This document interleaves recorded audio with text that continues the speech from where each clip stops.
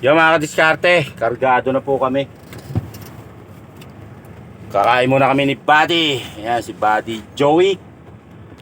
Kakain muna kami bago kami bumiyahi. Ayan, ulam namin.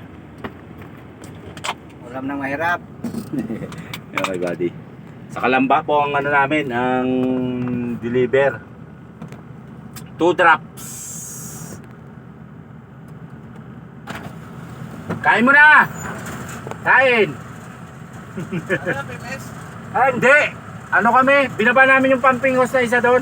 Ikakain muna kami bago bumiyahe. Nandun. Nandun, dyan sa container pa. Sige! Ayun na mga pare. Yun. Ano mga buddy? Shout out! Ayun na. Silapang na diba?